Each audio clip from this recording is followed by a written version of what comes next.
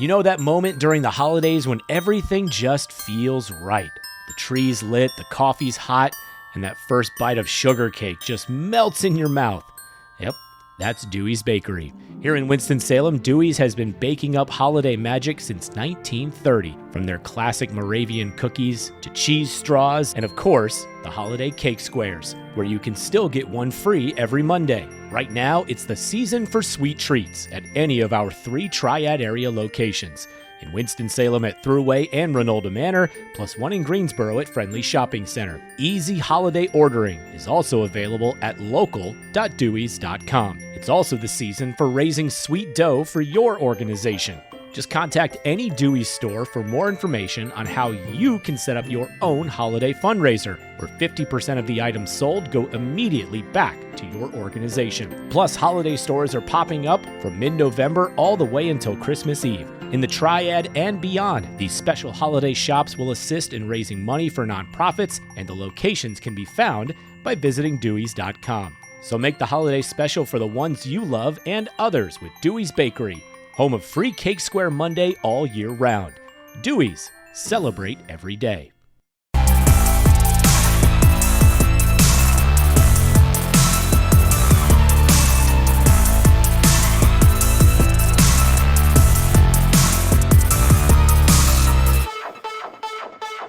All right, out there, party goers. So I am here with Baron Vaughn, comedian in the movie Anxiety Club, out now on Jolt. And as someone that suffers from anxiety and depression, this movie is honestly, it hit super, super close to home. So Baron, thank you so much for joining us today.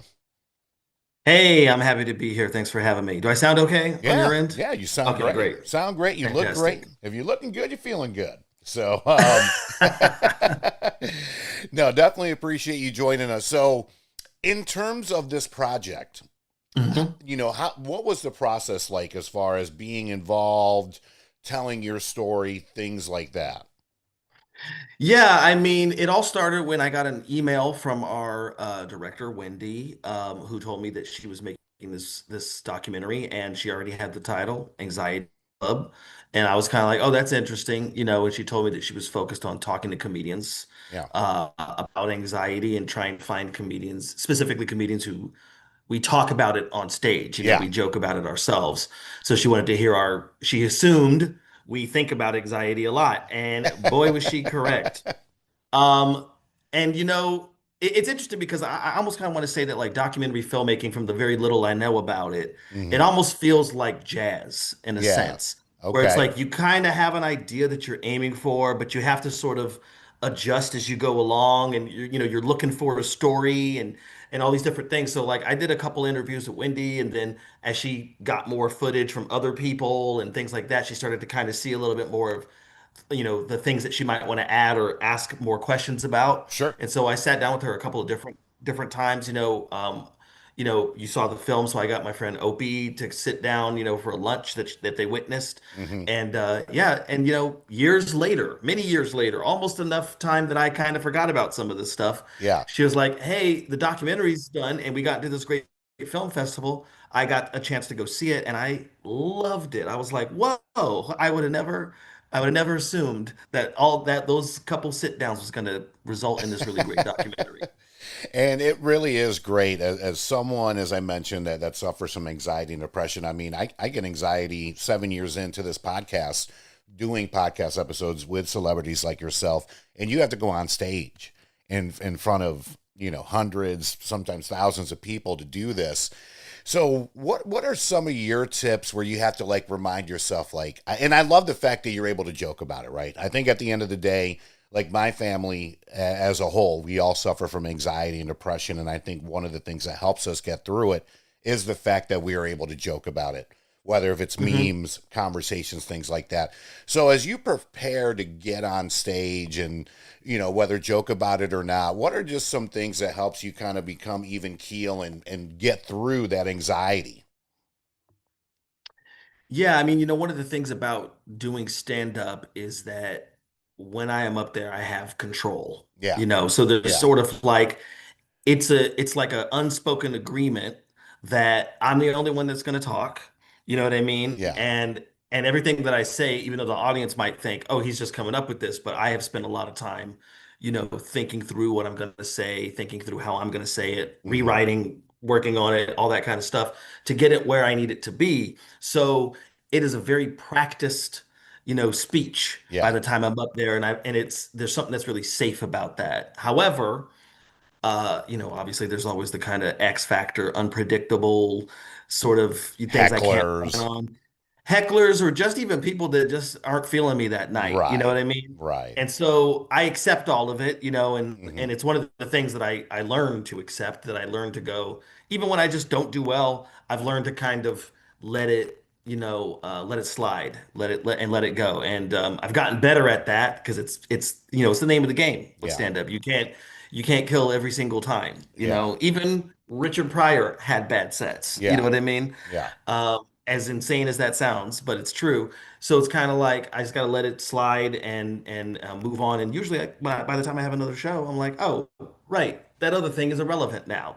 How I felt that night is irrelevant. So it kind Yeah. of it kind of teaches me almost like organically how to cope with anxiety. Sure, sure. Because I'm sure every show that's a fresh start for you. Whether if you're doing 3 shows a night, whatever it may be, like, hey, that crowd may have not been great. This one, hopefully, it's a banger. So no, I get that. So when was it that you kind of figured out that you have anxiety? Yeah, I mean, you know, it took me a while to realize that that is the thing. Because anxiety is one of these words, one of these concepts Hmm. that everyone's heard. Everyone knows what it is on paper. You know what I Yeah, mean? But that's different than like realizing that something you're feeling or an action that you might have taken or a choice that you might have made sure, is actually coming from that anxious place. sure. Because you don't really, it just feels natural. It just feels like it's Tuesday and this is how I feel right now, and Yeah. this is how I'm going to act right now. And then later I go, oh, wait a minute. Like I was really like anxious, and that's why I was like I just had to get out of there, or like things that I Hmm. realized later. Most of the time I realized later that I was experiencing anxiety, and that was sort of the thing that was running me Yeah. at the time. But because of those experiences, now I can sort of like I'm quicker at identifying like, oh, okay, I'm feeling really anxious, and usually becoming aware of the anxiety Yeah. allows me to start to sort of activate all the different ways that I accommodate myself when I'm feeling that way. Because otherwise, I don't accommodate myself, and I feel intense and crazy. Sure. You know. Sure. No, I get it. I mean, I was at a function with my wife 2 weeks ago, and it was a small setting. It was a local radio station. I ended up winning this thing for seats at the box seats at our minor league Oh, baseball game. well, So congrats. yeah, it was cool. It was cool to meet some of the radio guys and this, that, and the other. But I could already tell like 10 minutes in, I'm like, oh man, there's a lot of people here. It's a very confined area. And my wife picks up the cues, and she looked at me at one point and she was like, "You want to go grab a drink?" And I was like, yeah, I'd love to. And we just did our Irish goodbye, which is what I'm known for. Because at the end of the day, it's not trying to be rude. Yes. It's just, hey, I know where I'm at and where my capacity is, and I'm not trying to be rude. But at the same time, I know what I know, and I like what I like, and I know my settings, and I want to be aware of my settings. So I am a very familiar person when it comes to that. I'm not saying I'm not open to new things, but new things can become Hmm. very, very overwhelming. Yeah, just on the fact that you don't know what to expect, and Yeah. and that there's sometimes it's an intensity that like it almost feels like a snowball effect. Like I've gotten much better at getting in front of the anxiety and being able to stop it, but sometimes I can't help but fall down that hill, and next thing I know, like I remember one time my wife and I, we were at this function in Los Angeles. It was a screening of a show, a new show that was coming out on Showtime. Hmm. And I didn't know that everyone that was going to be at this thing was going to be like an A-list celebrity, Wow. right? Okay. And I was not prepared for that, Yeah. Yeah. and it's not that I hate celebrity. I mean, I kind of sometimes I do. I'm just kind of like, and that's the thing that goes because it's like I get so anxious that they think I want to be around them, that they think I want, Yeah. something from them, that I'm just like, you know what, I gotta. But it was just so many people that were like quote unquote A-listers that I was like, I can't be in this room. Yeah. Most people in Hollywood, especially most people in Hollywood, would be like, hey, I belong here. And I was like, I literally went and sat in the bathroom on a stall and closed it. And my wife was like, where are you? I didn't even tell her I was leaving. She's like texting me, what's going on? I'm like, I can't be out there. I Yeah. can't be out there. I don't want to talk to Reese Witherspoon. I really don't. I'm gonna sit in this bath stall. And she's like, all right, well, I'm gonna hang out. I'm like, cool, babe. Like, and that's another thing, like being able to have, a spouse Yeah. that kind of gets it Yep. and gets me and still supportive and not judgy Yeah. about sometimes when I have a little freak out. Yep. I have a little panic attack and I'm like, I gotta get out of here. Yep. Shout out to the spouses out there that can do it. My wife is one of them. She can literally talk. I love her to death. She can talk to a brick wall. I'm not like that. Like I'm just, and it works out great. Just like you said, it's a yin and yang thing where it's like, all right, you go out there and deal with the people. I'll be planning our escape route here in the next 5 minutes. So, one of the lines Exactly. that you said on the movie, oh my gosh, we were sitting there watching it and I was like, I'm like, this just hits home and I get it. It's like when you're in the shower and you just go through so much stuff. It's like, why am I wasting time in the shower? I have to go through, like, I have to do this, I have to do that, I have to do that. And when you said that, I was like, oh my gosh, I can't wait to interview this guy. Because that's how I feel. It's like every second that ticks by, because we only are allowed so much time. All I can think about is what I have to do, what has to get done, whether if it's writing material for the show, this, that, and the other. And, it's great to hear stories from people like yourself where it's just like, I'm not the only one that goes through this. Exactly, exactly. And that's part of the beauty of the movie. That's also part of the beauty of being able to talk about it on stage, Yeah. is that like there's that immediate recognition and almost like, feel of community, Yeah. that happens where it's like, oh, someone is laughing and that means that they get it, that they're also there too. And I've had people come up to me after shows and be Yeah. like, oh my God, you said that's exactly how I feel. And like the shower thing, like, I think an old teacher of mine once said that like she once described anxiety as uh, obsessing about things that have yet to happen, Yeah. right? 1000%. And it robs you from being in the moment. And so that shower example is a perfect example of like just be in the shower, but I'm thinking about everything else I should be doing. And it makes me move real fast. I don't take stock of what I'm doing, and it just robs me from being able to just relax for a second. Yeah. Yeah. I agree. Like I've even gotten to the point, I just turned 45 this year. And even for the last couple of years, when I'm at events and things like that, I'm putting down my cell phone less, because Mm. I'm not really going to go back and look at these videos, whether if it's a concert, whatever it may be, things True, like that. true. And I'm trying to take more stock in just being in the moment and appreciate, because I do. I mean, every day Mm. I wake up, I'm like, hey, today's a gift. And I mean, there's days where I'm just like, oh, this sucks. Like, but at the end of the day, I do what I can. And again, it's stories like you and all the other comedians on there, because it's one of those things to where I wanted to be a comedian kind of coming up. And my stage fright was just absurd. I'm like, I know I can't Through do the it. Like, roof. it's tough for me to talk in a room full of people. And it's funny because I bartended for 15 years, and a lot of people are like, what do you mean you have anxiety? Like, you were a bartender. I'm like, yeah, but I had like 3 feet of space, and it was really like, what's your drink? Then I don't mind talking to people and things like that. Plus, when you're a bartender, you're doing a service. You Yes. know what I mean? You got a whole job, you got a whole routine back there. Like it's not like you're just standing there and talking to people. Like you're like active. Yeah. Yeah. So, being a comedian obviously means being on the road a lot. Are there certain things that you do while you're on the road that helps keep you grounded? And because, I'm sure you're Mm. missing wife, missing family. What are just some things, whether if it's going to like familiar restaurants that may be chains or franchises, or just some things that help you remind you of home and like keep you, I guess what you could say is like fighting a good fight, I guess. Good question. Yeah, I mean, like one of the biggest things in there's a comedian, his name's Todd Glass. Shout out to Todd Glass. Todd Glass sort of put me on to when, on the average road gig, the average club, for instance, you would Hmm. have a Thursday night, Friday night, Saturday night, right? Sure. One show Thursday, two Friday, two Saturday. I spent years traveling on Thursday, Yeah. like going to the airport in the morning, knowing full well I have a show that night, right? Yeah. And Todd was like, travel on Wednesday. Yeah. Like just that simple thing of then I'm not stressed about getting to the city in time for the show. You know, Right. I get there, I'm able to like relax, get to the room, Hmm. and that just took a load off my shoulders, just being able to get there on a Wednesday night, Yeah. relax, take a shower in the room, just hang out, watch some TV, and just kind of get my bearings depending on what time zone I'm in, adjust to the time zone, Sure. stuff like that. And that has changed the world for me. So when I can, I do that. It's not always available to me. Yeah. Um, but I'm lucky to have like friends in different parts of the country. Most cities, there's a couple people that I can hit up or try to see. Yeah. And I keep in touch with obviously my wife, my family.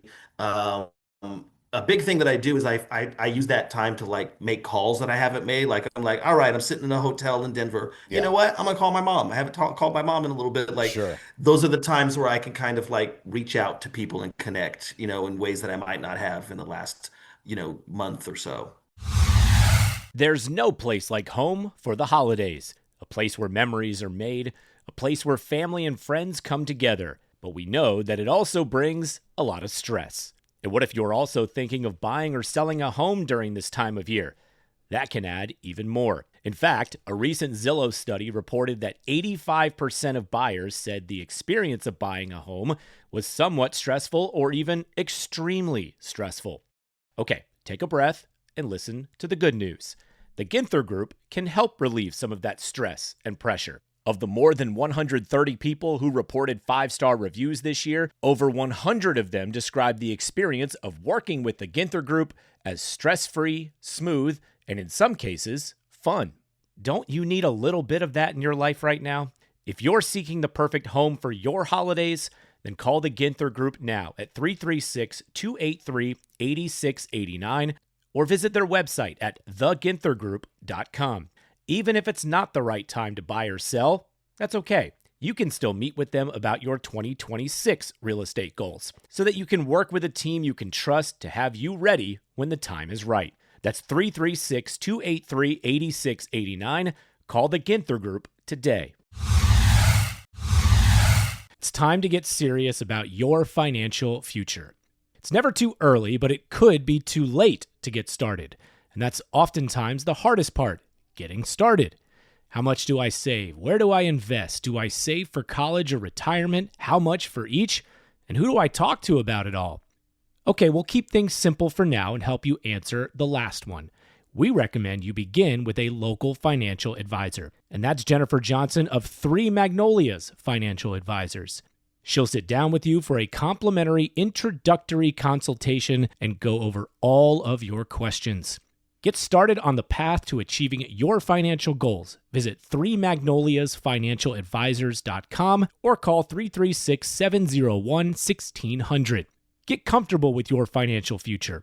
Three Magnolias Financial Advisors. Retirement, financial planning, and investments. Securities offered through Private Client Services. Member FINRA SIPC. Investment advisory services offered through Three Magnolias Financial Advisors. Three Magnolias Financial Advisors and Private Client Services are not affiliated. Private Client Services is under separate ownership from any other named entity. Oh, I love that. I love that because one thing that gives me anxiety is being late.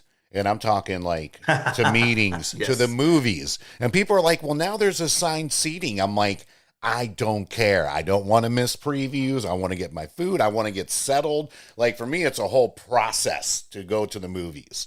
I warned my wife before we even started like being serious. I was like, look, going to the movies with me, I'm going to tell you right now, like, don't be late. Like when I'm Absolutely, picking because you up, look, let's go. even with the sign seating, Yeah. I've gotten there late, or late enough where somebody was like, "Well, I guess no one's going to sit in this," and then I get there and someone's in my seat. Yep. Yep. Exactly. Aaron. I know we're getting ready to wrap up here. One of my favorite quotes of yours in the movie, and again, be sure to check out Anxiety Club, available right now on Jolt, is when you say to make someone laugh is to make someone happy. And I absolutely love that. I think it's 100% true. And I just got to ask, at what point, and I guess kind of like a two-part question here. Who were some of your favorite comedians coming up? And at what point were in your life where you were like, you know what, this is me. This is what I'm going to do, and I'm going to chase this dream. Yeah, I mean, I mentioned Richard Pryor before. Mm-hmm. and my favorite comedians, like I fashion myself after them in terms of the example that they set, Sure. as opposed to I'm not trying to be like copy Richard Pryor's style. Sure. What I love about Richard Pryor is that he was himself, Yeah. and he was undeniably trying to get to this place where he's pure, authentic Richard, Yeah. right? And so that's the model. Like even like Patrice O'Neill, may he rest in peace. Both of them, may Yeah. they rest in peace. Patrice, I wouldn't say that I'm like Patrice on stage, but I try to follow his example. You Hmm. know what I mean? Who else are some of my favorite comics? Besides them, there's also a lot of filmmakers and stuff like that. Like I like shout out to Robert Townsend. I love Robert Townsend. And a lot of the stuff that he did with comedy, Sure. as well. I love Maria Bamford, is excellent. She's one of my favorites as well. Um, yeah, I mean, I guess I'll leave it there. like Pryor and Patrice and Maria Bamford. It's a range. Yeah. Yeah. I love that. And then, at about what age did you decide to pursue this dream? Yeah, I was in college. I was like it was like the summer between my sophomore and junior year, summer 2001. So it's Okay. 24 years ago, like last month. Okay. And I was studying acting in Boston. And the whole reason I even ended up studying acting is because I was interested in stand-up. Okay. And I didn't know the difference. I just saw plays and I was like, people on stage saying funny things. That's where I gotta go. And then when I was in Boston, someone turned me on to the idea of something that was called an open mic. And Yeah. I was like, what? He's like, Yeah. yeah, you got to go to open mic. You just start doing stand up. You start doing jokes. I'm like, oh, that's what you do. Hmm. And so, me and a couple of friends, we started hitting up this open mic in Boston. And once I got up there, I was hooked. I mean, it was something that I had always wanted to do. I just didn't know where you started or where you had to begin. Yeah. And that is the great equalizer, the open mic. I love it. I love it. So, for people looking to find you on tour, what's the best way for them to find you, whether social media, website, all that fun stuff? Yeah, I would say like the best place to go was my website, baronvaughn.com. There are links to my different socials, but I am out also on Instagram. I was on Twitter before it was X. Uh, then it switched and my account got hacked, and I guess everybody that helps you with that was laid off. So it got swallowed into the quicksand Uh-huh. of internet BS. But yeah, so Instagram is the place to find me, but mostly my website for sure. Love it. Love it. Baron, thank you so much for joining us again. Be sure to check them out on Anxiety Club, out now on Jolt. We'll put the links on all of our socials and, of course, on this episode. Wishing you the best. If you come to North Carolina, feel free to hit me up. Greensboro, we got the Comedy Zone. So, Oh yeah, yeah. Charlotte, yeah. Yeah. Oh, yeah. Well, it's Greensboro and then Charlotte, too. Charlotte's only an hour away. So I love being in Greensboro because I'm an hour away from Charlotte. Raleigh's about just over an hour. And yeah, let us know. So thank you so much for joining Absolutely, us. Brian. Thanks I for having me. appreciate it. Of course. Thank you. All right, friends, we hope that you enjoyed the interview with Baron Vaughn, stand up comic on the documentary Anxiety Club, which you can find on the Jolt streaming platform. Have my lovely co host with me joining via Zoom today to finish off this episode. Hello. Good old baby knife action going on. This is your boy El Nino for part 2 of this episode here. So again, big thanks to Baron out there. For the rest of the episode, Jordan and I are going to be talking about some of our favorite stand-up comics, some of our favorite comedies, some stand-up specials, all that jazz. Before we get started, I want to give a big shout out to the Hernandez family, in particular, my dad. That's the person that's really responsible for me enjoying comedies to this day, in particular stand-up comics. When I was little, we heard a lot of stuff we weren't supposed to be listening to. I would pretend that I would be asleep on our rides to New York City from upstate New York while he would be playing Andrew Dice Clay, amongst others in the car. So the Dice Man with his vulgar kind of style of comedy is where I got most of my English speaking, as well as my early, comedic kind of fill. As I started to get older, stand-up comedy really started becoming more of a thing. You started seeing not just HBO comedy specials, but really full blown tours. Back in the day, it would be like, Eddie Murphy, Richard Pryor, these guys would do shows here and there, but not on the level that we're at now with your Chappelles and Kevin Harts that are, selling out stadiums, for crying out loud. I remember Dice Man sold out Madison Square Garden, I think, in like 10 minutes or something like that back in the day. So, as the 90s hit, I was a big fan of Jim Carrey, of course, Dumb and Dumber, The Mask, Once Bitten, which is a nice little underrated classic there. I know this is going to be airing next week. Halloween weekend is upon us. So if you've not checked out Once Bitten with Jim Carrey, be sure to check it out. It's a nice little vampire horror, not even horror. It's like a vampire comedy. So definitely be sure to check that out. And, to kind of keep the list going out there, Martin Lawrence was definitely, if not my number one favorite of the 90s, he was definitely up there in the top three. I will say that You So Crazy is probably to this day still one of my favorite stand-up comedy, videos, DVDs, Blu-rays, specials of all time. Still holds the test of time. Cornelius, big shout out to my boy Corn. We probably quote it just about every single time we see each other. Even my wife Ashley enjoyed it when we first started dating.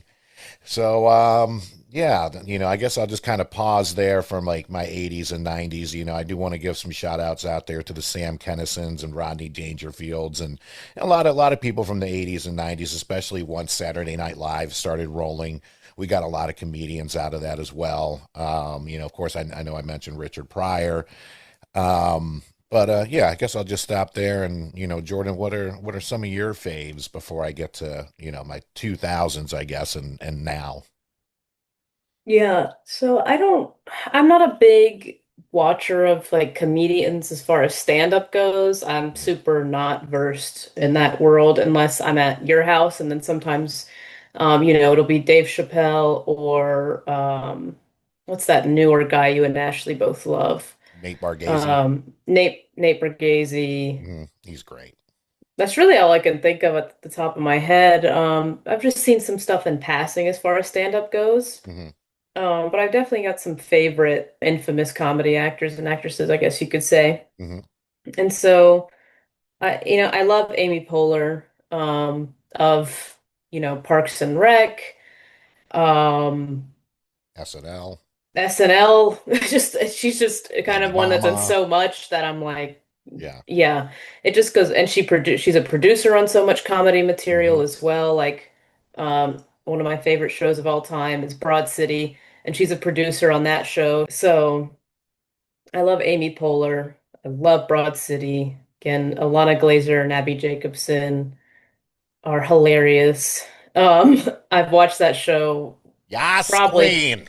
probably 20 times. If you've ever heard Yas Queen, um, I won't say the show is the one that came up with that, but maybe they made it infamous. Oh, for sure. Yas Queen, so many good quotes. The supporting cast is phenomenal.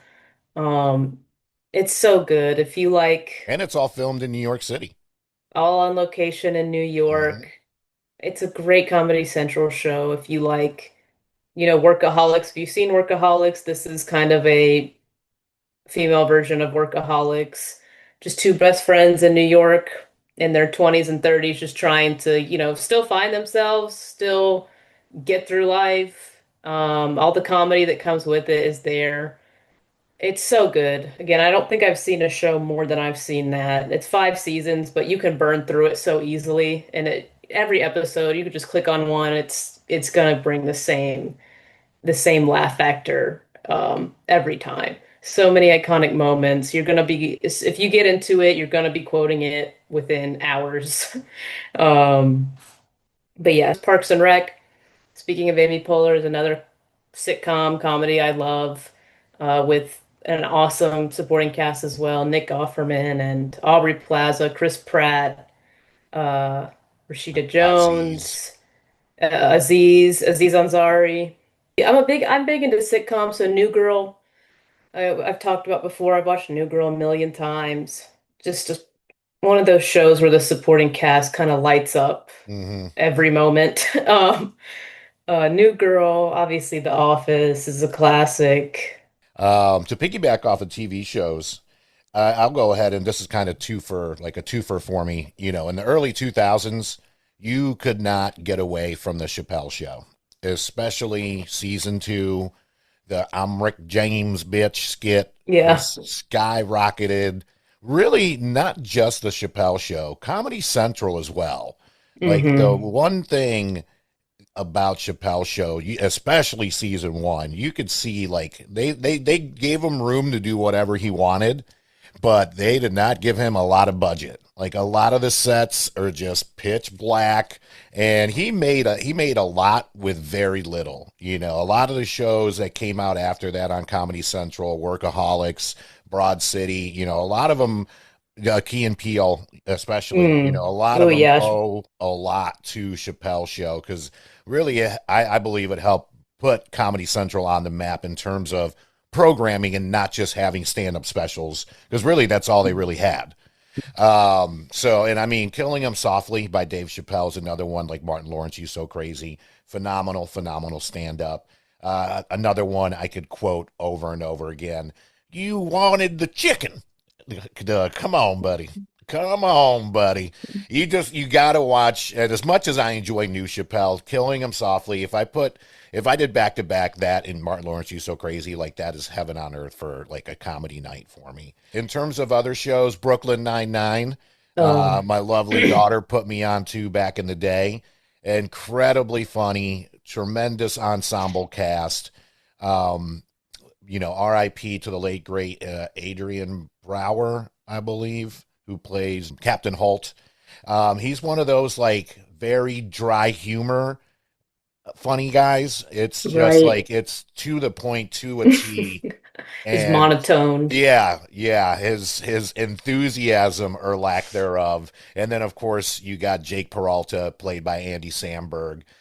They just play off each other so well. Then you throw in all the other characters. Outstanding television. You need to watch it.